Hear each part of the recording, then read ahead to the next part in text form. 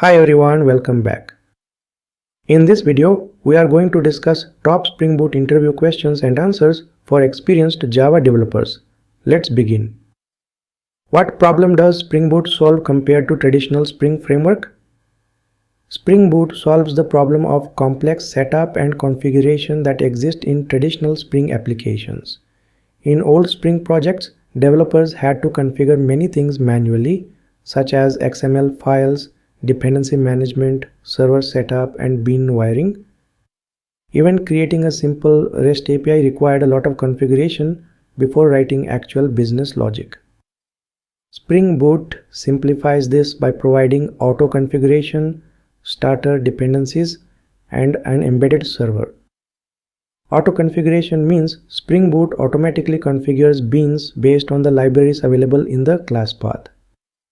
Starter dependencies group related libraries together, so developers do not need to manage versions manually. The embedded server allows applications to run directly without deploying WAR files to an external server. Spring Boot is not a replacement for Spring. It is built on top of the Spring framework and uses the same core concepts like dependency injection, beans, and application context. The difference is that Spring Boot reduces boilerplate and speeds up development.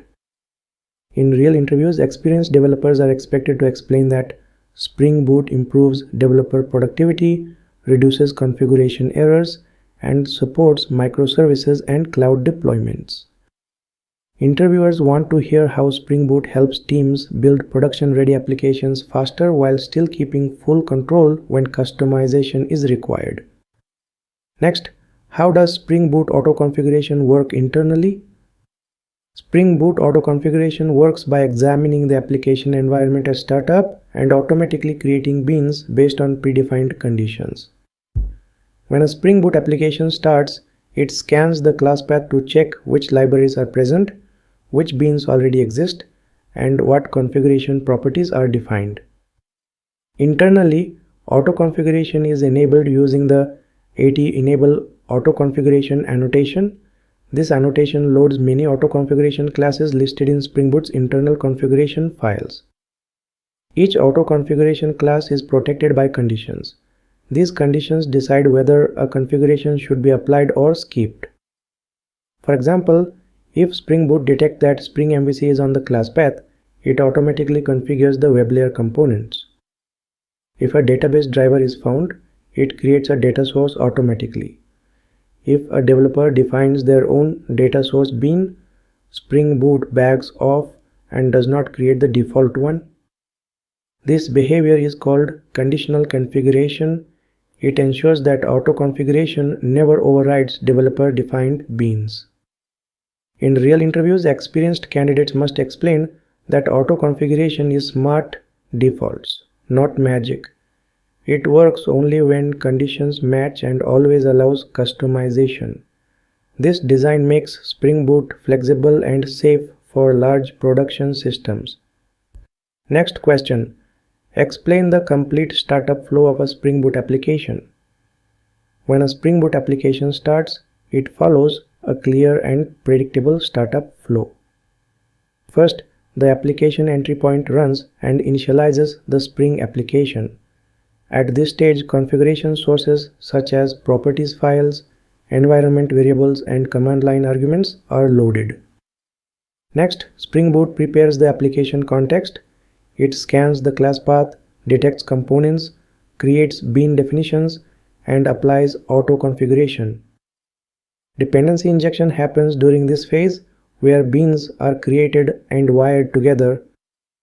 After the application context is prepared, Spring Boot starts the embedded server such as Tomcat. At this point, the application is ready to accept HTTP requests. Once the server is running, lifecycle callbacks like startup runners are executed. These are often used to load initial data or perform startup checks. Finally, the application enters the running state and waits for incoming requests. If any exception occurs during startup, the application fails fast and shuts down. In interviews, experienced developers are expected to explain where configuration loading happens, when beans are created, and when the server starts. Interviewers also check whether candidates understand how to debug startup failures and reduce startup time in real systems. Next question: how does transaction management work in Spring Boot? Explain common real-world issues. Spring Boot uses Spring's declarative transaction management. Transactions are usually defined using the AT transactional annotation. When a transactional method is called, Spring creates a proxy around that method to manage transaction boundaries. The proxy starts a transaction before method execution and commits or rolls back the transaction after execution. By default, Spring rolls back transactions only for runtime exceptions. Checked exceptions do not cause rollback unless explicitly configured. A very common real-world issue is self-invocation. If a transactional method is called from another method within the same class, the transaction does not work because the proxy is bypassed. This causes unexpected behavior in production systems. Another common issue is misunderstanding propagation and isolation levels. Incorrect propagation settings can cause partial commits or unexpected rollbacks. Isolation levels impact data consistency and performance. In interviews, experienced developers must explain how proxies work, why self-invocation breaks transactions, and how rollback rules behave. Interviewers expect real production issues, not just annotation names.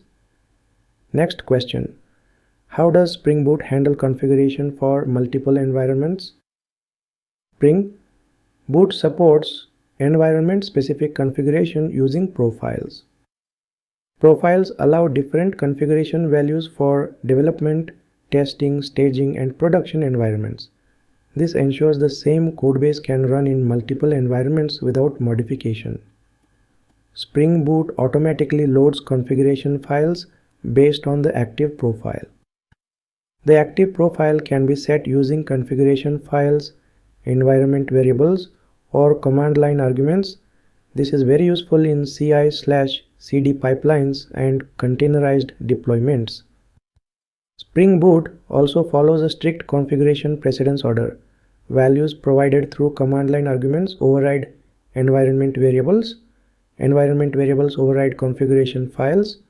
Default values are used only if nothing else is defined. In real interviews, candidates are expected to explain how configuration is overridden, how secrets are managed, and how configuration behaves in Docker or cloud environments.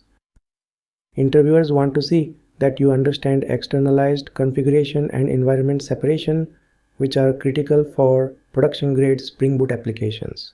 Next question: how do you secure REST API in Spring Boot in real production systems? In real Spring Boot applications, REST API are usually secured using Spring Security. The main goal is to control who can access an API and what actions they are allowed to perform. Every incoming request passes through a security filter chain before reaching the controller. In modern REST API, security is usually stateless. This means the server does not store user session data. Instead, authentication information is sent with every request, usually in the form of a token. When a request comes in, Spring Security validates the token and checks whether the user is authenticated. After authentication, authorization is applied. Authorization decides whether the authenticated user has permission to access a specific API. This is commonly done using roles or permissions. Method-level security is often used to protect business logic. In production systems, additional concerns such as CORS, CSRA protection, and password encoding are also handled by Spring Security. Error handling must be clean so that sensitive information is not exposed. In interviews, experienced developers are expected to explain the request flow, starting from the security filter, through authentication, authorization, and finally to the controller. The focus is on understanding the flow, not writing configuration code. Next, how do Spring Boot microservices communicate and handle failures? Spring Boot microservices communicate either synchronously or asynchronously. Synchronous communication usually happens Through HTTP-based REST calls, one service sends a request and waits for a response from another service. Asynchronous communication is used when services do not need an immediate response. In this case, services communicate using events or messages. This approach improves scalability and reduces tight coupling between services. In real systems, network failures, slow responses, and service downtime are common. To handle these issues, microservices use timeouts, retries, and fallback logic. Without these protections, one failing service can bring down the entire system. Another important aspect is service discovery and load balancing, especially in cloud environments where services scale dynamically. Monitoring and logging are also critical to understand failures in distributed systems. In interviews, experienced developers are expected to explain not just how services talk to each other, but how systems remain stable when things go wrong.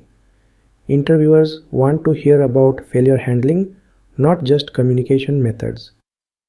Next, how do you optimize performance in a Spring Boot application? Performance optimization in Spring Boot starts with understanding where time and resources are being used. One common area is startup time. Spring Boot loads many components automatically, so disabling unused auto configurations can significantly reduce startup delay. At runtime, database performance is usually the biggest bottleneck. Proper indexing, optimized queries, and connection pooling are critical. Without these, even well-written code performs poorly. Caching is another key technique. Frequently accessed data should not always hit the database. Caching reduces response time and improves system throughput. Asynchronous processing is used for long-running tasks that should not block user requests. Thread pools must be configured properly to avoid resource exhaustion. In production systems, JVM memory settings and garbage collection tuning also play an important role. Monitoring tools help identify slow endpoints and memory issues. In interviews, experienced developers are expected to talk about real performance problems they faced, how they identified bottlenecks, and what steps they took to fix them. Next, how do you handle exceptions and errors in Spring Boot REST APIs? In Spring Boot REST APIs, exception handling should be centralized, not scattered across controllers. Centralized handling ensures consistent error responses and cleaner code. When an error occurs, the application should return a meaningful HTTP status code and a clear error message. Business errors, validation errors, authentication failures, and system errors must be handled differently. A global error handler is commonly used to catch exceptions and convert them into proper API responses.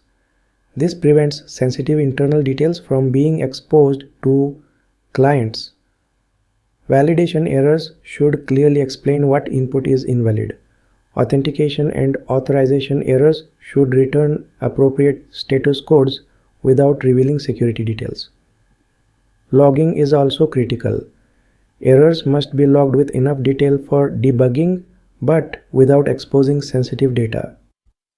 In interviews, experienced developers are expected to explain error design, not just exception catching.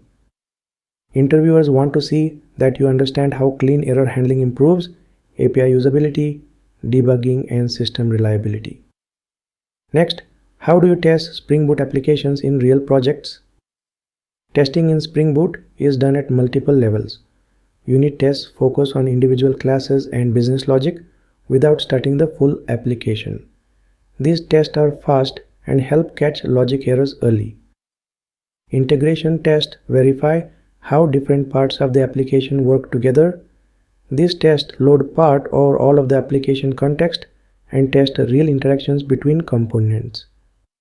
External systems such as databases or APIs should not be directly used in tests.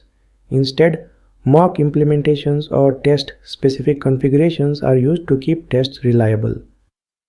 Test profiles ensure that test environments are isolated from production. This prevents accidental data loss or configuration issues.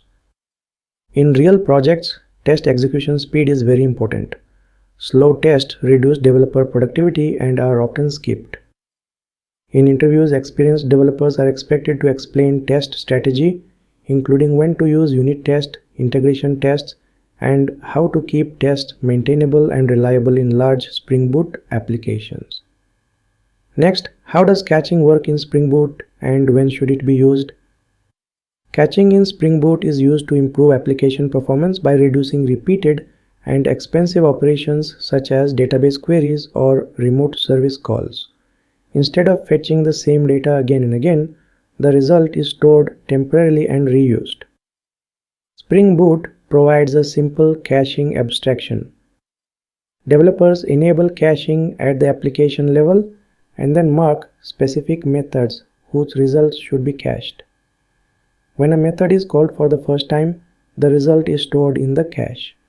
On subsequent calls with the same input, the cached value is returned directly. Caching should be used only for data that does not change frequently. If data changes often, caching can return outdated information and cause inconsistencies. This is why cache eviction strategies are important. Cached data must be removed or refreshed when underlying data changes. In production systems, different cache providers are used depending on scale. Simple in-memory caching works for small applications. Distributed caches are used for large systems and microservices. In interviews, experienced developers are expected to explain what to cache, what not to cache, how cache eviction works, and how caching improves performance without breaking data consistency.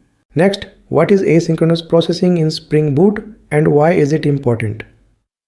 Asynchronous processing allows a Spring Boot application to execute long-running tasks without blocking the main request thread. In synchronous processing, the client must wait until the task completes. This reduces system throughput and increases response time. With asynchronous processing, the request is accepted, the task is executed in the background, and the main thread is freed immediately. This is very useful for tasks such as sending emails, generating reports, or calling slow external services. Spring Boot supports asynchronous execution using background threads. These threads are managed by a thread pool. Proper thread pool configuration is critical. Too many threads can exhaust system resources, while too few can slow down processing. Asynchronous processing improves user experience and system scalability. However, it introduces complexity in error handling, logging, and tracing. Exceptions in async tasks must be handled carefully because they do not propagate to the caller. In interviews, experienced developers are expected to explain why async is needed, how thread pools work, and what problems async processing can create if not designed properly. Next question. How does Spring Boot interact with databases and what are common performance issues? Spring Boot interacts with databases using abstraction layers that simplify data access. These abstractions allow developers to focus on business logic instead of low-level database operations. A major performance issue in real systems is inefficient queries. Fetching unnecessary data, missing indexes, or poorly designed queries can slow down applications drastically. Another common issue is improper connection management. Spring Boot uses connection pooling to reuse database connections instead of creating a new one for every request. If the pool is not configured correctly, the application may run out of connections or waste resources. Lazy loading can also cause performance problems. Fetching related data unintentionally can result in multiple database calls. This issue often appears in production, not during development. In interviews, experienced developers must explain how database interaction works, why indexing matters, how connection pooling improves performance, and how to identify and fix real database-related performance problems. Next, how do you monitor and observe Spring Boot applications in production? Monitoring and observability are critical in production Spring Boot applications. Without visibility, diagnosing performance issues or failures becomes extremely difficult. Monitoring focuses on system health metrics such as CPU usage, memory usage, response time, and error rates. Observability goes deeper and helps understand why a problem happened, not just that it happened. Logs, metrics, and traces work together to provide full visibility. Logs show what happened. Metrics show trends over time. Traces show how a request flows through the system. In distributed systems, tracing is especially important because a single request may pass through multiple services. Without tracing, debugging becomes guesswork. In interviews, experienced developers are expected to explain why monitoring is necessary, what should be monitored, and how observability helps debug real production issues. Interviewers look for real experience, not tool names. Next, how do you deploy Spring Boot applications in real production environments? Spring Boot applications are designed to be deployment friendly. They can run as standalone applications with an embedded server, which simplifies deployment. In real environments, applications are deployed using automated pipelines. Configuration is externalized so the same build can be used across environments. Environment variables and profiles control behavior without code changes. Applications must handle graceful shutdown, startup failures, and health checks. These aspects are critical for reliability and scaling. Security, logging, and monitoring must be configured properly before deployment. Poor deployment practices cause most production issues, not code bugs. In interviews, experienced developers are expected to explain deployment strategy, environment separation, and operational concerns. Interviewers want to see that you understand what happens after code is written, not just during development.